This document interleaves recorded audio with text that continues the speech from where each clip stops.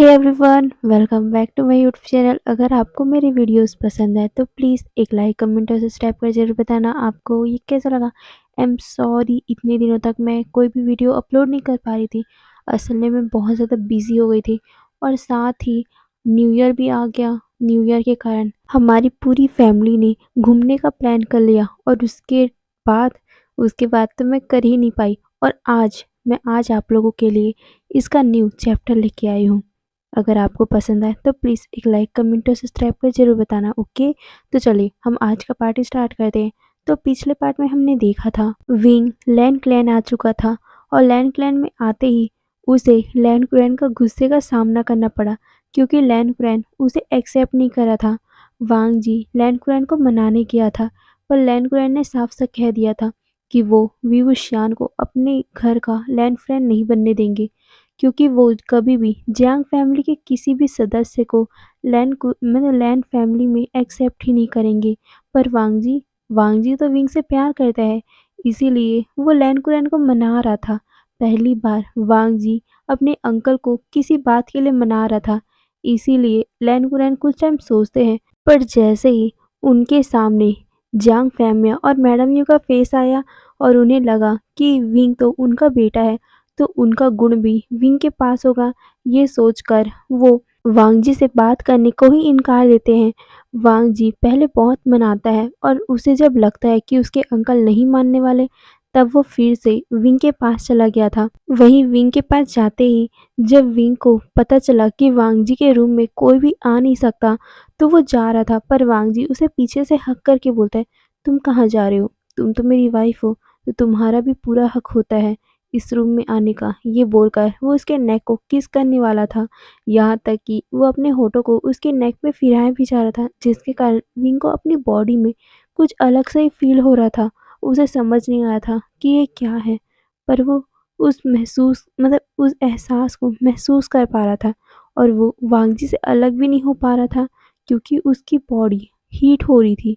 उसकी बॉडी में कुछ अलग से चेंजेस आ रहे थे। विंग की फेरेमोन विंग की जो ओमेगा फेरेमोन है वो निकलने लग गई थी। विंग अपने फेरेमोन में कंट्रोल नहीं कर पाता क्योंकि उसे तो पता ही नहीं है ना कि कैसे अपने फेरेमोन में कंट्रोल करना है।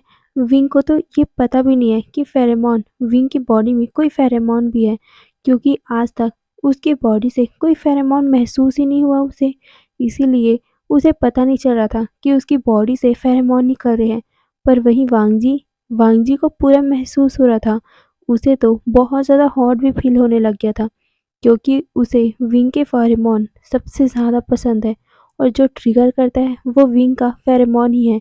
वांग जी अपने आप को रोक नहीं पा रहा था और उसके हाथ विंग के कपड़ों के अंदर जाने लगी, जिसके कारण विंग की एक पल के लिए सांसें रुक गई थी। वो वांग जी को अपने आप से दूर करने की भी कोशिश करता है पर वांग जी का भी फेरोमोन हल्के हल्के से निकलने लग गया था, जिसके कारण विंग को अजीब से ही फील होने लग गया था। उसे समझ नहीं आ रहा था कि वो क्या है, पर वो वांग जी के टच में मेल्ट होते जा रहा है। वांग जी उसे अपनी तरफ करता है और उसका फेस को पकड़कर उसके होठों के करीब होने लगा। विंग जैसे महसूस करता है कि वांग जी उसे किस करने वाला है, उसने अपनी आंखों को कसकर बंद कर लिया था। दोनों बहुत करीब थे, यहाँ तक कि वांग जी ने अपने होठों को विंग के होठों से भी लगा लिया था। पहले तो विंग को लग रहा था कि वो उसे पुश कर दे और वो अपने आप को कहीं दूर जाके छुपा ले, पर वो ये कर ही नहीं पाया क्योंकि वांग जी का जो फेरोमोन है वो विंग को बहुत ज़्यादा अच्छा लग रहा था। वहीं वांग जी की वो आंखें, उसमें तो विंग पूरी तरह डूब चुका था और जैसे ही वांग जी के लिप्स विंग के होठों पे टच हुए, विंग पूरी तरह ब्लैंक हो गया। वांग जी उसके होठों को सक करने लग गया था, यहाँ तक कि उसके हाथ विंग के कपड़ों पर थे। धीरे धीरे वो विंग के कपड़े भी खोल रहा था। विंग को ये एहसास भी नहीं हो रहा था क्योंकि वो तो पूरी तरह से ब्लैंक हो गया था। वांग जी उसको बहुत टाइम तक किस करता है और जब उसे महसूस होता है कि विंग अब सांस लेने के काबिल नहीं है, तब जाके उसने छोड़ा था। पर उसके हाथों से विंग के पूरे कपड़े नीचे उतर चुके थे, जिसके कारण विंग के अपर चेस्ट पूरी तरह विजिबल हो रही थी वांग जी को। विंग की अपर चेस्ट हल्की सी गर्लिश शेप में थी, मतलब कि लड़कियों की जैसे हल्का सा। वांग जी अपने आप को रोक नहीं पा रहा था। वहीं विंग भी अब पूरे तरह वांग जी के फेरोमोन में डूब चुका था। उसे अपनी बॉडी पे कंट्रोल ही नहीं था। विंग ओमेगा है तो वो अल्फा के सामने कहाँ कुछ कर सकता है, और उसे तो पता भी नहीं है ना कि कैसे अल्फा के फेरोमोन से बचा जा सकता है। इसीलिए वो वांगजी के फेरोमोन में पूरी तरह डूब चुका था। वहीं वांगजी को भी विंग के फेरोमोन महसूस हो रहे थे। दोनों एक दूसरे के फेरोमोन में इतना खो चुके थे कि उन्हें पता ही नहीं चला कि वो दोनों कब बेड पे आ चुके थे। वांगजी धीरे धीरे विंग की पूरी बॉडी पे किस करने लगा था। वहीं विंग बस आंखें बंद करके ये सब महसूस कर रहा था। उसका एक हाथ वांगजी के बालों पे फिर रहा था। विंग को बहुत ज़्यादा अच्छा लग रहा था, पर वो दोनों आगे बढ़ पाते उससे पहले ही उनके गेट पे नॉक होना स्टार्ट हो गया था। वांग जी फ्रस्ट्रेट हो गया था कि इस टाइम कौन आ गया, कितना अच्छा माहौल चल रहा था। वहीं दूसरी तरफ विंग विंग जब नॉक की आवाज़ सुनता है तब उसका होश आया, और वो जब वांग जी को अपने ऊपर देखता है और अपने आप को देखता है कि कैसे वो वांग जी के नीचे बिना कपड़ों के हैं, वो जल्दी से वांग जी को धक्का दे देता है और पास में जो कंबल रखा हुआ था उसी से अपने आप को ढक लिया। वांग जी विंग को देखता है और फिर उस नॉक की तरफ। वांग जी की मुट्ठी कस गई थी क्योंकि उसे बहुत ज़्यादा गुस्सा आ रहा था कि अभी कौन आ गया। उनका कितना अच्छा माहौल चल रहा था, विंग भी उसके साथ इतने अच्छे से घुल मिल गया था, पर ये इस नॉक के कारण विंग फिर से उसे अपने आप से दूर कर बैठा। ये सोचकर वांग जी गुस्से में था, पर जैसे ही वो विंग का फेस देखता है वो उसे सॉरी बोलता है और फिर उठकर गेट खोलने जाता है। गेट को खोलते ही उसे सामने एक डिसिपल दिखता है। वो डिसिपल वांग जी को बताता है कि लैंड मास्टर आप दोनों को बुला रहे हैं, मतलब कि वांग जी और विंग को। ये सुनकर वांग जी अपना सर नोट करता है। लैंड मास्टर का मतलब है लैंड कुरैन से भी जो ऊपर में पोजीशन में है उनका लैंड एल्डर। इस लैंड क्लैन का सबसे बुजुर्ग एल्डर है वो, इसीलिए उसे लैंड मास्टर कहा जाता है। लैंड कुरैन से भी बड़ा है, इसीलिए लैंड कुरैन भी उनकी बात मानते हैं। और अब भी उन्होंने बुलाया है, इसीलिए वांग जी अपना सर नोट करता है और वो डिसिपल वहां से चला गया था। वहीं वांग जी रूम का गेट बंद करके अंदर आता है। वो देखता है कि विंग कपड़े तो पहन चुका है, पर उसने अभी भी अपने आप को कंबल से ढका हुआ है, और यहाँ तक कि उसने अपने आप को कंबल से पूरी तरह ढक रखा है। ये देखकर वांग जी के होठों में एक लाइट सा स्माइल आ गया था, और वो विंग के पास जाकर उसका कंबल उसके सर से हल्का सा हटाते हुए बोलता है, विंग हमें एल्डर से मिलने जाना है, तुम जल्दी से उठ जाओ। ये बोलकर वो फिर से विंग को देखने लगा। वहीं विंग बिना देखे ही वांग जी को में जवाब देता है, पर उसकी हिम्मत नहीं थी वांग जी को देखने की, क्योंकि अभी जो भी कुछ हुआ उससे विंग को बहुत ज़्यादा शर्म आ रही है। यहाँ तक कि गिल्ट भी हो रहा है कि उसने कैसे वांग जी को किस किया, और यहाँ तक कि वो दोनों क्या करने वाले थे, वो कैसे ये सब कर सकता है। वांग जी तो विंग को कोई और समझ के कर रहा है ना, पर विंग विंग कैसे ये सब कर सकता है। वो तो सच्चाई जानता है ना, वो वांग जी का वो ओमेगा नहीं है, मतलब कि वांग जी का विंग नहीं है, ये तो दूसरा विंग है। विंग ये सब सोचकर गिल्टी महसूस कर रहा था, और वो वांग जी की तरफ देखता है, मतलब कि पीछे मुड़ के देखता है, तो वो देखता है कि वांग जी अपने आप को अच्छे से ठीक कर रहा है, क्योंकि अभी जो भी कुछ हो रहा था उनके बीच में उसके कारण वांग जी थोड़ा सा मेसी हो गया था। वहीं विंग ये सब देखकर अच्छे से बैठता है, और फिर जल्दी से वो वॉशरूम की तरफ भाग गया, क्योंकि वो जल्दी जल्दी कपड़ा पहना था तो उसका भी हालत बुरी तरह खराब था। वहीं वॉशरूम के अंदर विंग कपड़ों के साथ स्ट्रगल कर रहा था, क्योंकि उसे हानफू पहनने नहीं आता। हानफू में 3-4 लेयर होते हैं और उसे पहनना भी बहुत मुश्किल होता है। विंग ये सब कपड़े, मतलब कि उसके सामने 3-4 कपड़े रखे हुए थे लेयर। विंग पहला लेयर पहनता तो दूसरे में को पहनने में उसे मुश्किल हो रही थी, और साथ ही उस रस्सी को कैसे बांधना है उसे ये भी समझ नहीं आ रहा था। पूरे कपड़े वहाँ पर फैल चुके थे। विंग परेशान हो रहा था। वहीं वांग जी बहुत टाइम से विंग का वेट कर रहा था। वो कहता है, विंग चलो, हमें एल्डर से मिलने जाना है, उन्होंने बुलाया है। ये सुनकर विंग चुप था। वो तो यहाँ पर स्ट्रगल कर रहा था कि वो कैसे हानफू को पहने। विंग वांग जी की मदद भी नहीं लेना चाहता था, इसीलिए वो वांग जी को चिल्लाकर बोलता है, क्या आप लूबाई को बुला सकते हो क्या। ये सुनकर वांग जी नैरो आइज कर लेता है। वो कहता है, क्यों। विंग कहता है, क्योंकि मैं ये कपड़े पहन नहीं पा रहा हूँ, मुझे पहनना नहीं आता। ये सुनकर वांग जी कुछ टाइम सोचता है, तब उसे याद आता है कि हाँ, विंग की आदत चली गई है, तो सच में उसे पहनना नहीं आता होगा। ये सोचकर वो विंग से कहता है, उसकी क्या ज़रूरत है, मैं पहना देता हूँ। ये सुनकर विंग की नेक और ईयर रेड हो गई थी। वो कहता है, क्यों? आप क्यों पहनाओगे? नहीं, मुझे लू भाई चाहिए, उसे बुलाओ। ये बोलकर वो कपड़ों के साथ स्ट्रगल कर रहा था। वहीं वांग जी धीरे-धीरे करके वॉशरूम के पास भी आ चुका था। वो देखता है कि विंग जहाँ कपड़े चेंज करते हैं, वहीं पर खड़ा हुआ है और वो कपड़ों के साथ कैसे स्ट्रगल कर रहा है, वो पीछे से देख रहा है। विंग कहता है, प्लीज़ उसे बुला दो ना, मैं ये सब नहीं पहन पा रहा हूँ। ये सुनकर वांग जी शाय करता है और धीरे-धीरे करके वो विंग के पीछे में आके खड़ा हो गया था। विंग जिस तरह से कपड़े पहन रहा था, वांग जी उसके हाथों को पकड़ लेता है, जिसके कारण विंग पूरी तरह सहम सा गया था, क्योंकि विंग ने अभी अपना सिर्फ अंडरगारमेंट, जैसे कि उन लोगों में क्या होता है शर्ट और पैंट नीचे में, वैसे ही विंग ने पहन रखा था। विंग ने अभी तक अपने अपर लेयर को, मतलब कि जो भी उसके लेयर होते हैं, उनको पहना ही नहीं था। हाँ, फर्स्ट लेयर तो पहन रखा था, पर उसका भी रस्सी को वो बांध नहीं पा रहा था। वांग जी धीरे से उसके कमर पे अपना हाथ रखता है और उस रस्सी को बांधने लगा, जिसके कारण विंग की सांसें गहरी-गहरी हो गई थी। वो गहरी-गहरी सांसें ले रहा था, क्योंकि वांग जी का टच विंग की कमर पे था। यहाँ तक कि वो विंग के बहुत ज़्यादा करीब आ गया था। वो विंग को कपड़ा तो पहना रहा था, पर शायद तक वो फ्लर्ट भी कर रहा था, क्योंकि उसका सर उसके नेक पे था, मतलब कि वांग जी का सर विंग के नेक पे था, जिसके कारण वांग जी की सांसों की आवाज़ें, यहाँ तक कि वो जिस तरह से विंग के नेक पे देख रहा है, यहाँ शायद बोल सकते हैं उसके कमर को बांधने के लिए वो उसके कमर की तरफ देख रहा है, जिसके कारण विंग की पूरी बॉडी शिवर कर गई थी। वो वांग जी को कहना चाहता था कि उसकी ज़रूरत नहीं है, पर उसके मुंह से भी कोई भी आवाज़ नहीं निकल पा रहा था। वहीं वांग जी धीरे-धीरे करके विंग को पूरा 6 लेयर कपड़े का पहना देता है। विंग लास्ट लेयर पहन रहा था और वो लास्ट लेयर को वांग जी उसके कमर में बांध रहा था, जिसके कारण वो और भी ज़्यादा करीब था। विंग की सांसें रुकी हुई थी।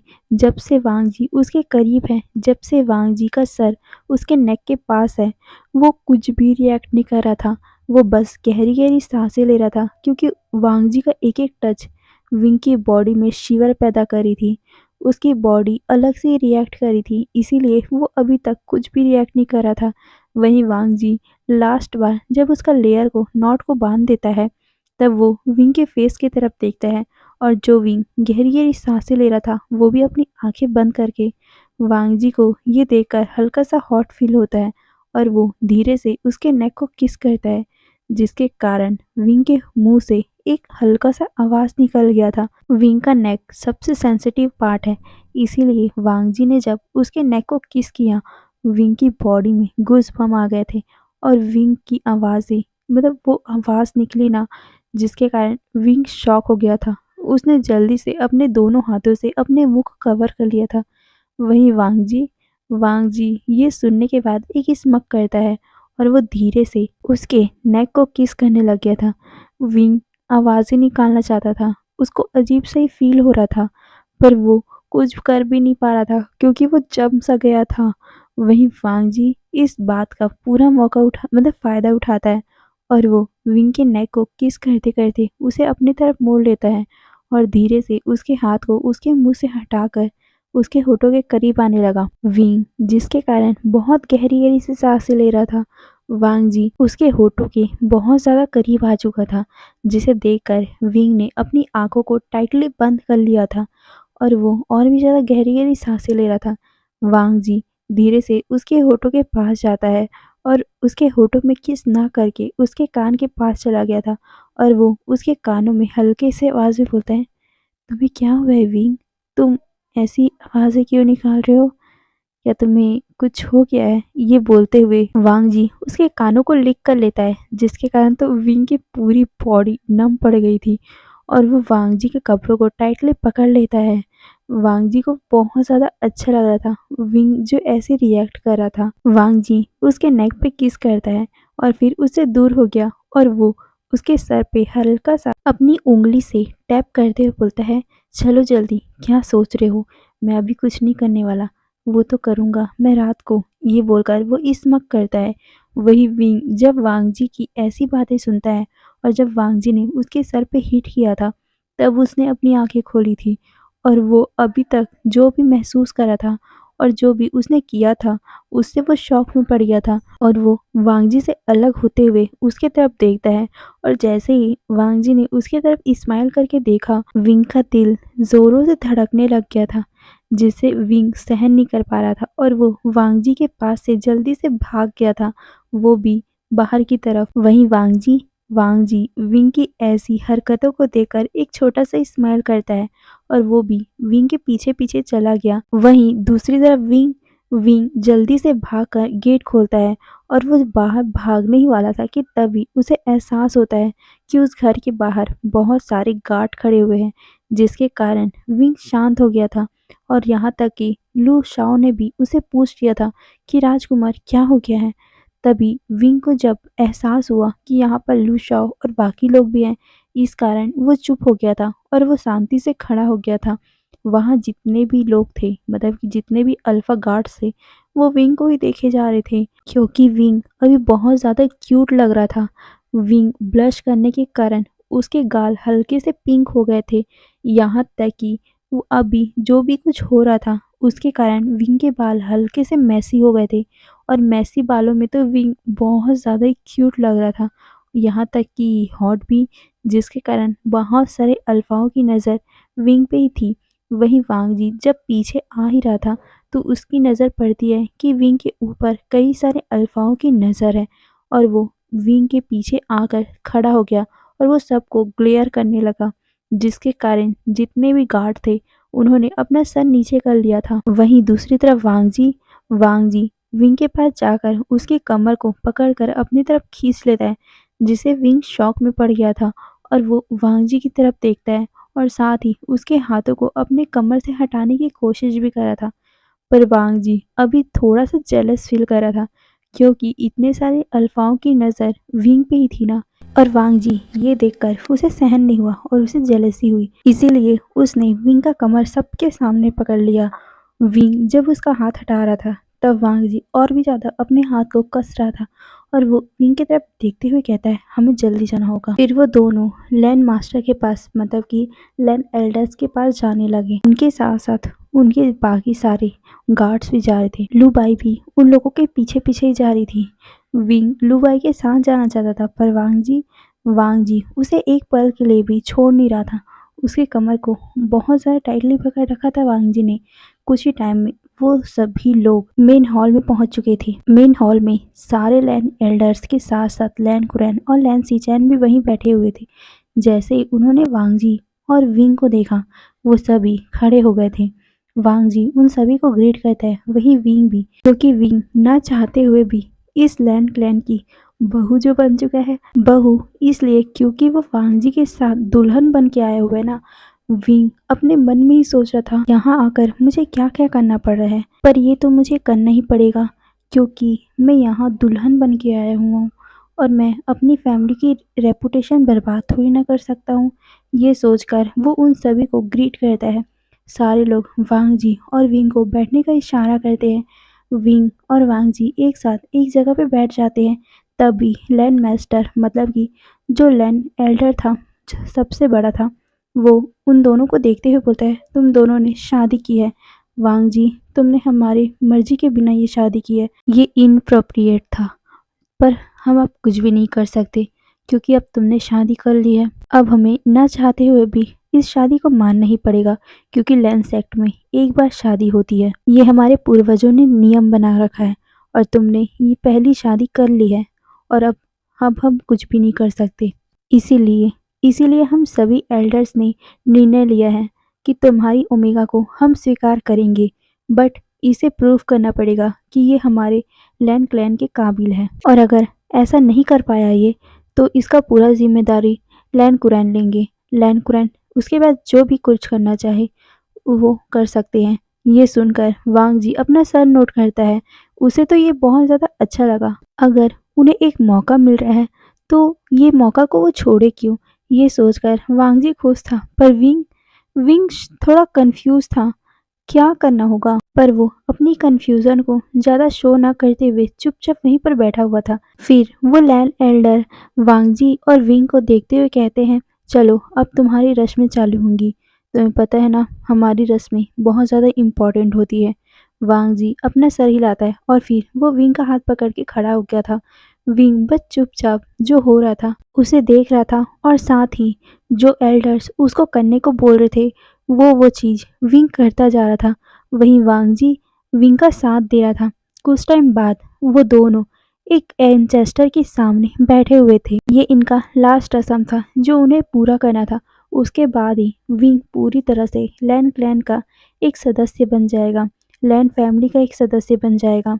विंग वांगजी दोनों वो करते हुए एंचेस्टर को बो डाउन करते हैं, उन्हें ग्रीट करते हैं। उसके बाद लैन एल्डर लैन कुरैन की तरफ देखते हुए बोलते हैं, कुरैन अब तुम करो। ये बोलते हुए वो एक प्लेट को लैन कुरैन को दे देते हैं।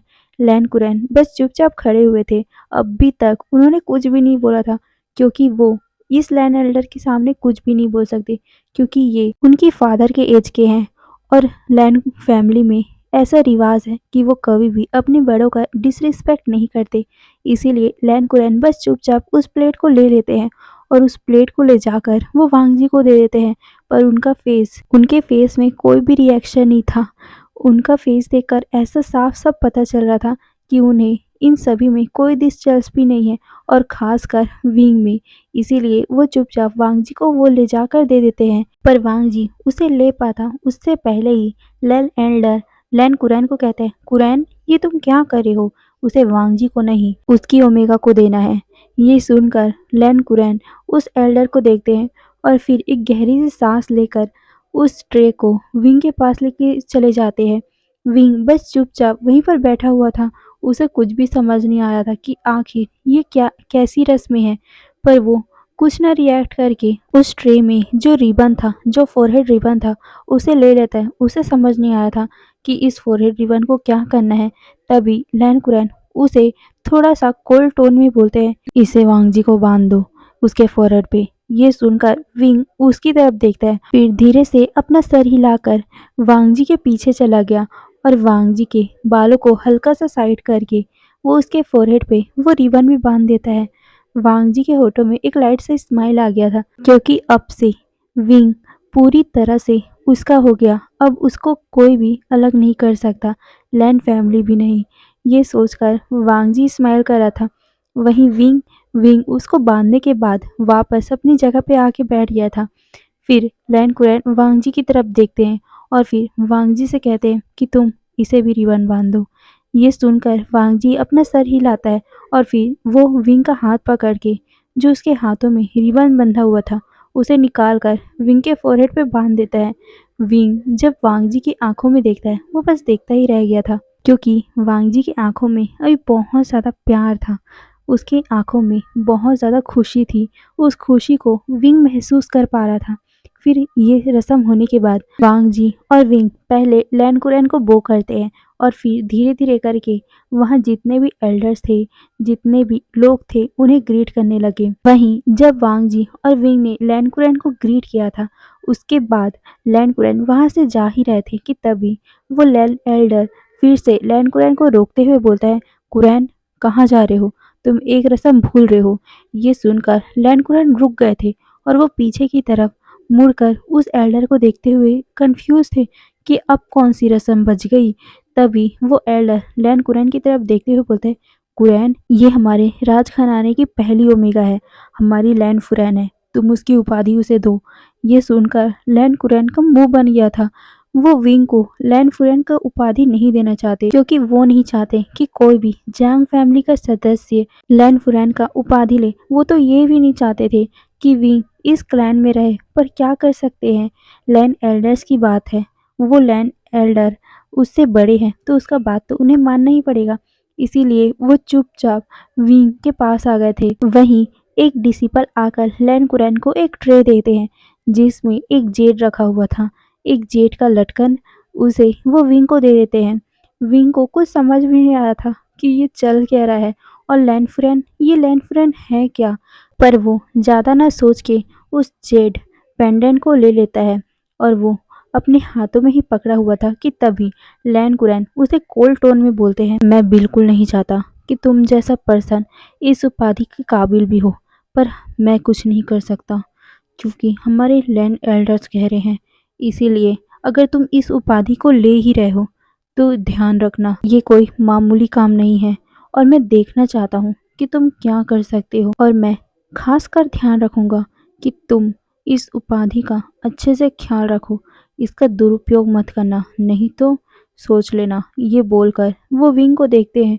विंग उसकी कोल्ड नज़रों से हल्का सा डर गया था वो अपना सर नीचे कर लेता है। वहीं वांग जी अपनी अंकल की बातों को समझ रहा था और उनके गुस्से को भी, इसीलिए वो अंकल से कहता है अंकल, पर लैंड कुरैन उसकी कोई भी बात नहीं सुनता और वो वहां से चला गया था। वहीं विंग हल्का सा नर्वस हो गया था।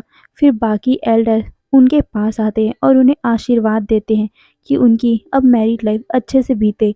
विंग और वांग जी उन्हें बो डाउन करते हैं, उनसे आशीर्वाद लेते हैं और फिर अपने रूम की तरफ जाने लगे। वहीं विंग उस पेंडेंट को ही देखे जा रहा था, मतलब कि उस लटकन को ही देखे जा रहा था। वो लटकन बहुत ज़्यादा सुंदर था, वो जेड का जो बना हुआ था। विंग उसे लेकर वांग जी की तरफ देखता है क्योंकि उसे पता ही नहीं था कि इसे अब वो करे क्या। वांग जी को समझ आया था कि विंग इस लटकन के बारे में नहीं जानता, इसकी जो भी खूबियाँ हैं उसके बारे में नहीं जानता। इसीलिए वो विंग को बताने लगा कि आखिर इसका मतलब क्या है, इस लटकन का मतलब क्या है। विंग जैसे जैसे उस लटकन के बारे में जान रहा था वो बहुत ज़्यादा ही शौक में पड़ रहा था। इस लटकन का मतलब है पूरी जिम्मेदारी, इस लैंड क्लैन की पूरी जिम्मेदारी विंग के हाथों में है। ऐसा मान सकते हैं कि एक नई नवेली दुल्हन को पूरे घर की जिम्मेदारी दी गई हो। ऐसा मान लो कि पूरे घर की चाबियां विंग को दे दिया गया हो। विंग उस लटकन की तरफ ही देख रहा था। वो उस लटकन को वांग जी को देते हुए बोलता है, मैं नहीं इसे रख सकता, ये पूरा लैंड क्लैन कितना बड़ा है, मैं इसे कैसे कर सकता हूँ। ये बोलकर वो वांग जी को दे देता है, पर वांग जी उसे वापस विंग के पास रखते हुए बोलता है, ये अब तुम्हारा ही है। विंग बहुत ज़्यादा नर्वस हो रहा था, वो कैसे ये सब कर सकता है, उसे तो अपनी जिम्मेदारी ढंग से लेना नहीं आता और वो यहाँ पूरे लैंड क्लैन की जिम्मेदारी लेगा। और क्या जिम्मेदारी है, विंग को कुछ पता भी नहीं है इस हिस्टोरिकल वर्ल्ड के बारे में, विंग को कुछ ज़्यादा पता ही नहीं है, तो वो कैसे ये सब कर सकता है। यही सब विंग के दिमाग में चल रहा था। कुछ ही टाइम में विंग और वांग जी अपने जिंगशी में पहुंच चुके थे। अभी शाम का टाइम हो चुका था, शायद तक कि 7:30 इतना ही बजा हुआ था। वांग जी विंग से कहता है कि मैं फ्रेश होके आता हूँ, तुम भी फ्रेश हो जाना। ये बोलकर वो वॉशरूम चला गया था। वही विंग बस उस लटकन की तरफ ही देख रहा था। वो लटकन जितना सुंदर था उससे ज़्यादा उसकी जिम्मेदारियां थी। ये छोटा सा लटकन विंग को पूरा लैंड क्लेन दे रहा है। ये सोचकर विंग बहुत ज़्यादा अमेज था और ज़्यादा शॉक भी। वो बस यही सब सोचे जा रहा था कि तभी उसके गेट पे नॉक होता है। विंग पहले इधर उधर देखता है, वांग जी तो नहीं है, इसीलिए विंग उस लटकन को पास ही में रखकर उस गेट को खोलने जाता है। और जैसे ही उसने सामने देखा वो शॉक। हे गाइस, तो आज के लिए बस इतना ही, फिर देखते हैं आखिर कौन आया है। तो आज के लिए बस इतना ही, फिर बाय बाय।